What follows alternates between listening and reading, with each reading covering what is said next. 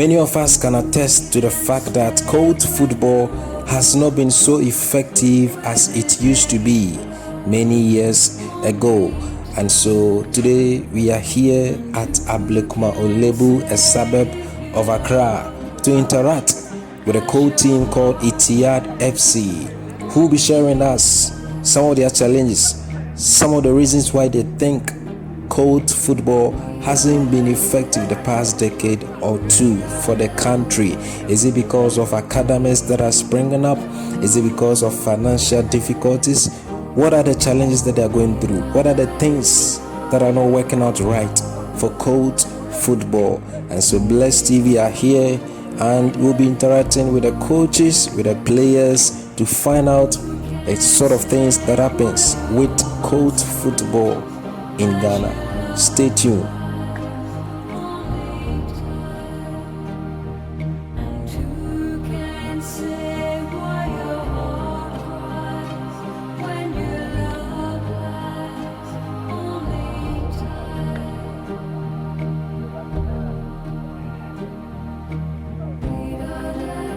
Alright, and so we are here at Olebu, and I'm here with the coach of Etihad FC at Olebu, and he will be sharing with us thoughts, what he sees about his team, Etihad FC, what their plans are, what their aspirations are, how training regime is, and what they want to achieve at the end of the season or when the season starts. And so, coach, you're welcome. Thank you very much. First of all, I would like to know Etihad FC, why the name Etihad? Yeah, because of the team, the players we have involved. And then when we look at the team Etihad, the name Etihad is something that can boost the morale of the team. And it is something that when the people hears it, because we have Etihad in abroad, you understand me, and they are doing very well. So when people hear the name Etihad, they know what we can do.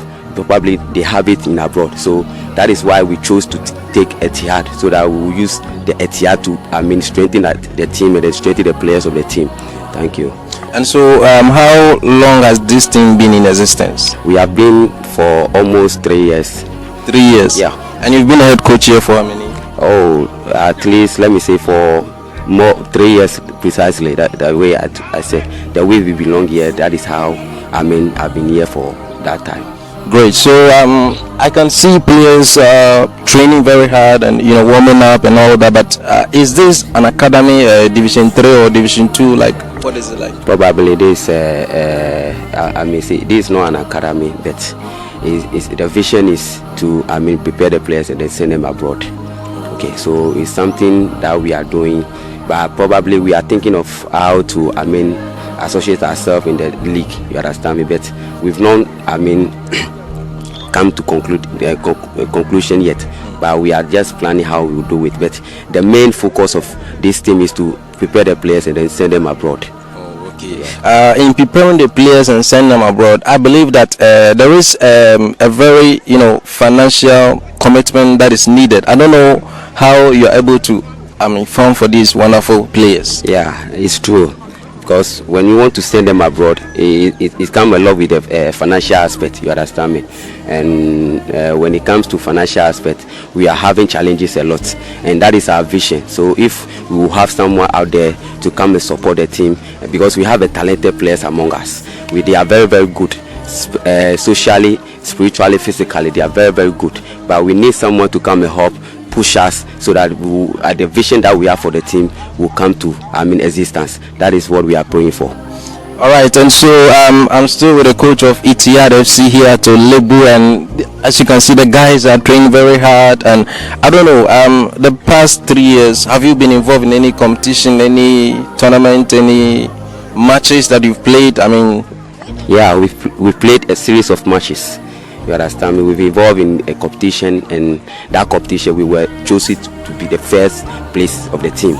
We won the competition. We played here in Olebu. Yeah, after that competition, we played a whole series of matches. From every week, we try to fix ourselves in a certain place to play a match with different teams. And I see my boys doing better, doing good, doing a lot of things that it is necessary to do when it comes to the football. So I think we have played a series of matches, and then we have involved ourselves in a tournament in which we became the first. Wow. Wow, that's wonderful. Congratulations. So, I mean, Coast football has been on the downhill for a number of years now, and so being a coach here, I would like to ask you, what's your view on Coast football in Ghana? I think when we talk of Coast play, I think it is something that is doing good. Formally, when we talk of Coast, it helps the younger ones to boost their morale when it comes to football, and it gives them more. They have more experience, and when they move out there, they can play, because when we are playing formally, when we are playing Coast like this, you see people around, the way you see the fans, the enthusiasm in which they would have to play the ball, and here and there. At the end of the day, when they find themselves in the abroad or in the big team, because of they have experienced so much crowd, they can stand and play. But now you can see there is no starting. So when they are going, and normally the Coast, we have talented players. We group them from the Coast, and then they move ahead and they play. But now something like that is not there. So I think we don't have future, because if we do have future, then it comes from the Coast, that you groom the players from the Coast, from their useful age, and they will have that, they will build that spirit, and they will grow. But now we don't have such thing. So I think we should work on that thing. It will help the country so very well. Thank you very much. Very recently, we have seen the uprising of a lot of academies. I mean, businessmen creating academies, and it is also working. But I don't know, as Coast football and academy, comparing the two, which one do you think will be very effective? For a Ghanaian football. I think we started with Coast. For we Ghanaians, the experience we have is Coast level. But I think the academy also is doing very well. Academy helps a lot, because with the academy you can learn more like you are going to school. From school you come to your practical side, you have more to learn. You have more to learn when it comes to theory, you have more to learn when it comes to practical aspect. So it is something that it has to do with your theory, and then your practical, you are grooming all those things together. So I think the academy too is also helping in so many ways. So I think the academy with the Coast, I think it will help for the Ghana or our country to have a very good foundation, and it will help the country so very well. So I think with that too, it's also good. Okay, so we've talked a lot about the team, a lot about the aspirations, a lot about what you want to achieve. But let me come to you personally. How long have you been coaching? How long in your whole life, and when did you start coaching? Why did you choose coaching as a career? Okay, thank you very much. Let me say, I started coaching not quite long. I've had experience so much.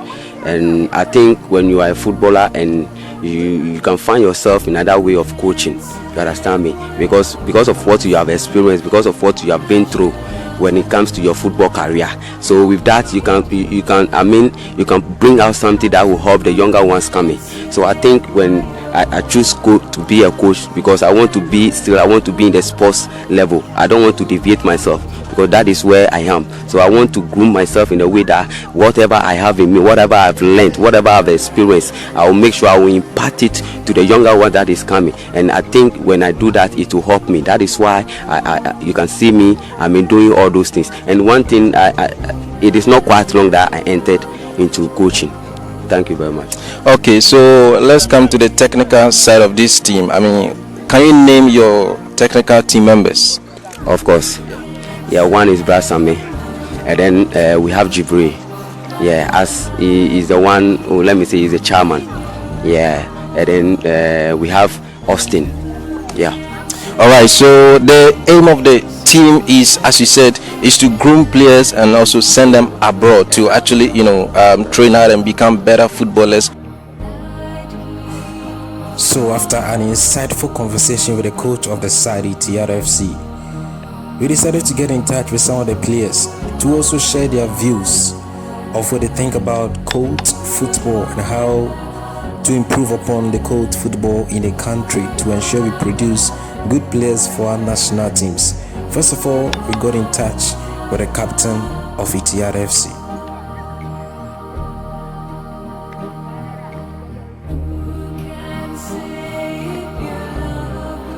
We are very privileged to have the captain of Etihad FC right here with me. He will tell us his name. What's your name? Jibril Abubakar. Wonderful, Chief Bro, and he's the captain of Etihad FC. I don't know, what can you say about your team? Oh, okay. So far, Etihad FC was formed 2 years ago. It was formed by my colleagues. I was not around when this team was formed, but when I came, I felt like, oh no, like we are all having the same problem in terms of football kits and stuff. So like, I have a job, like I sell football kits. So I said no, like if you are all having this problem, why don't I come in support with anything that I have? So far Etihad has been great, depending on training and commitment and seriousness. So how long have you been playing football? When did you start playing? Since childhood. Yeah, since childhood. And you say you were selling jerseys, so like when did you realize, you want to make this your really great career? In football or the football? Yeah, okay.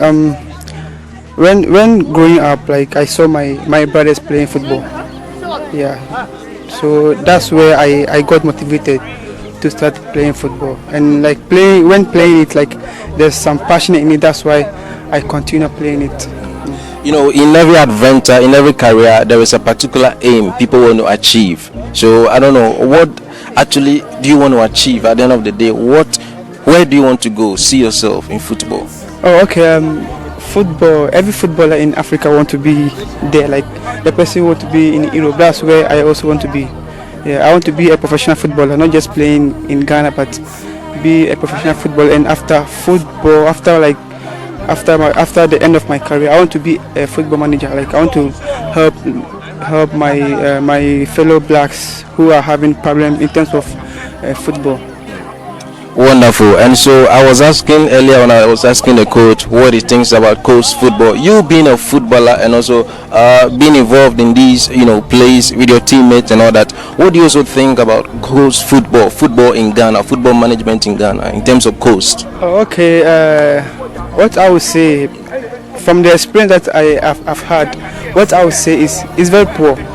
Yeah, coast football is very poor in the sense that the players don't get much support.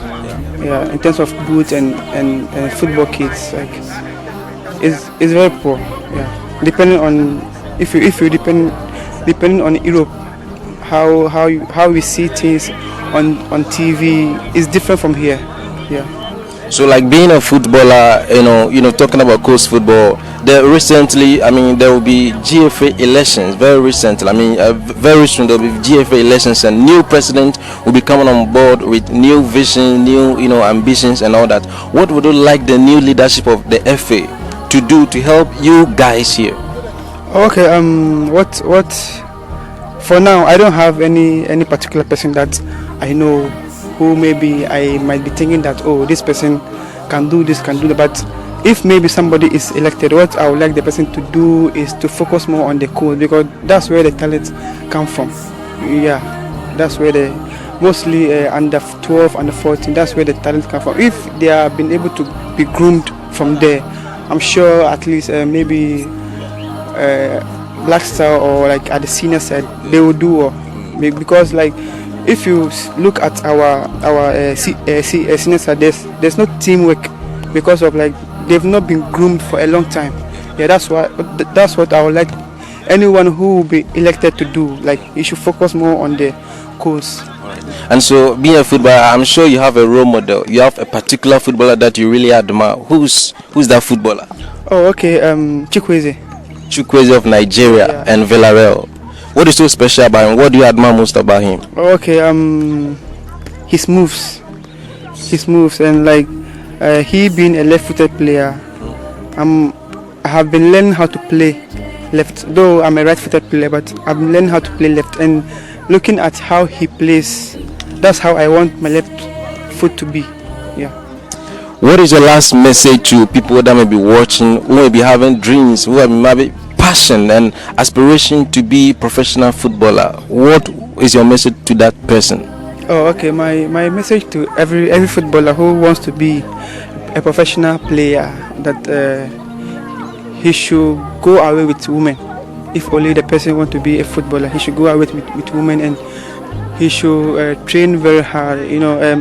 Sometimes vision without execution is just like, I would say, is hallucination. Like maybe if it's something that you've seen that hasn't happened, but if you have a vision, you work on it, and surely with God everything will work out. All right, thank you so much, Jibril. And that's the captain of Etihad FC speaking with him there, sharing his views about his wonderful team Etihad FC, his aspirations about the team. He says his favorite player is Chukwueze of Nigeria and also Villarreal, and one day we will surely probably see him on our screens playing for one of the big clubs in Europe. And so still we are with the team enjoying their daily serious training regime.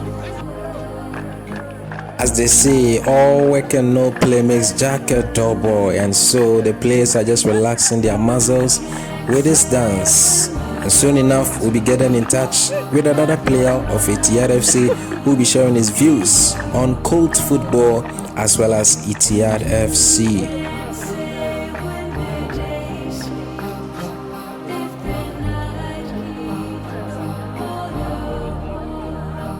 All right, wonderful. So we have with me here Austin, right? Yes. What's the full name? Austin Yao Atta. Wonderful. So Austin Yao Atta, he is a player for Etihad FC, and I have him here with me. I don't know. What do you think about your team? What do you think about your team? I think Etihad is a very great team, because every team on this earth start from like this, from the Sakura Park like this, but with a great vision, a great idea. All we just need is sponsors. Somebody can come into the team and sponsor the team and take us to the higher level, because when you check into the player, we have a lot of quality players who has a great vision to travel out there and exhibit what they have. And so how long have you been with the team? The team is a new team of 2 years now, so I've joined the team now for 1 year. And how has your personal experience been with the team? So far so good. We have been going for matches and we have been traveling, and for so far we have some of our players who has gotten the exposure to travel to outside Africa, Ghana for Justify. So I believe with that it's a morale, it boosts other players and give them hope that something better is coming up. Wonderful. And so I'll be asking people, I don't know, first of all, what's your position? My position, I'm a striker. At the same time, I play for modern wing also. Wonderful. So being a striker, I guess and I believe that you have players that you are looking up to, your favorite players, your mentor. Who is your mentor in football? My first mentor is Morata. He's a striker. Alvaro Morata of Atletico Madrid. Yes. What is so special about him? I like the way he drives the ball, especially his nodding. Is when he get the chance to go in for the ball. And when you, by God's grace, you get a chance to move out of Ghana, which team would you like to play for? First of all, I would like to start from the crash, build up myself to the higher level, to the standard. But if I have an opportunity, I would love to play for Chelsea FC. Wonderful. So whenever I speak with footballers, there is always one thing that they say. There's a particular challenge that they go through. I want to know, being a footballer, which challenges, are there challenges that you need to go through that, you know? My number one challenge I'm going through is our leaders in Africa. They are not supportive to the local football league because we are suffering. When you look at our park, even if I wish our GFA is supportive, you won't see a lot of players aiming to travel outside country, because when you travel to other countries like South Africa, their citizens are benefiting from the same league. But here, if you want to search into the Premier League, you see people taking lower amount of money. And with this is one of the challenges we are going through, because getting a visa, traveling to outside there to have a good team that can pay you something you can feed your family is a problem to us. So here is the case. If you have somebody or GFA who can set a standard or who can set a law how much each team should able to pay the player, you see that with the local player sometimes we will not have the perception of traveling out. All we just have to do is to fight and get a team here and play, because here is our homeland, is our country, and being in your country is very good. When you look at all these countries like Argentina, Mexico, other European country. Not necessarily that all these German, or they are paying their player better, their citizens. Even Egypt here, when you get a league in Egypt, it's cool. But when you come to West Africa here, we are having problem in this financial issue, because no sponsor, no supportive. You see a player who wish to play, who has a dream, who has that talent, who has that passion for football. But here is the case: after he finished playing, when he get himself to a Premier League here in Ghana, when he hurts, they forget about him. When he has injury, nobody come for treatment.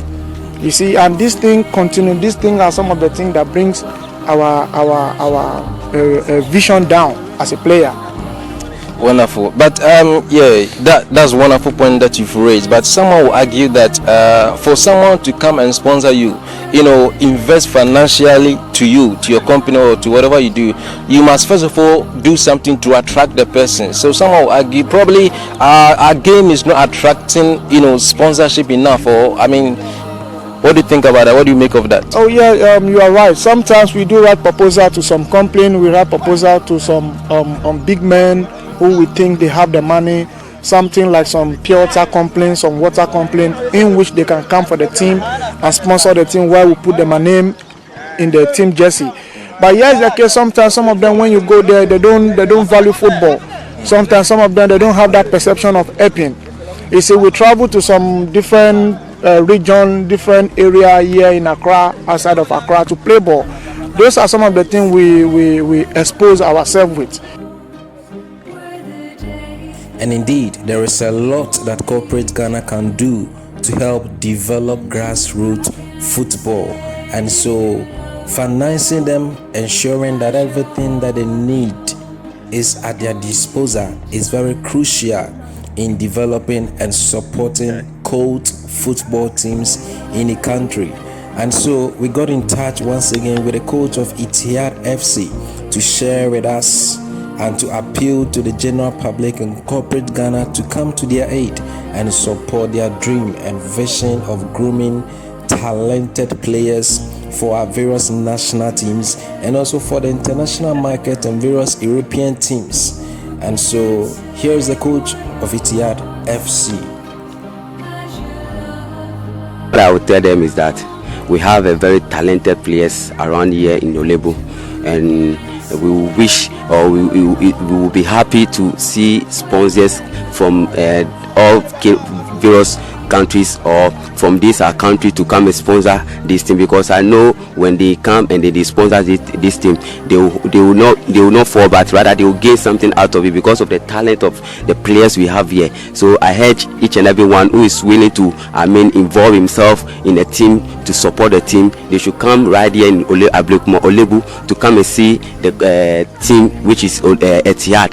Come and sit down with the management of the team, and then we groom ourselves. We go to agreement, and I believe whatever they will impart into the team, at the end of the day, whatever it is, they will also have their own share in the name of Jesus, because we are believing. We know that I believe in my players. I know what they can do when it comes to respectful discipline level, when it comes to anything at all as far as football is concerned. Whatever you want from them, I know they can bring it out. So whatever I'm telling them is that they should come and help. We need helps. We need people to come and push us when it comes to football, and I believe something good will happen. This is what I can say for now. Wonderful. I don't know whether there is any contact where people can call to do more inquiries. Yeah, of course. The contact is 0275. If maybe someone wants to reach 0275 82 52 74 0275 82 52 74 for more inquiries. If you want to call and then you want to have more inquiries, you can call on that number. Right. Thank you very much, coach. What's the name again? Wise. Thank you so much. So thank you. So I've been speaking with the coach of Etihad FC, and he's been sharing with me his views, his opinion, the aspiration of the team, and what they want to achieve at the end of the day. And it's wonderful. Seeing these very young, enthusiastic footballers wanting to achieve, making it big in the world. And so we are hopeful that in the next 2-3 years we see some of these players on a world stage. So my name is Edward Chefrimpon. We are here at Olebu witnessing wonderful training regime of Etihad FC. Wow.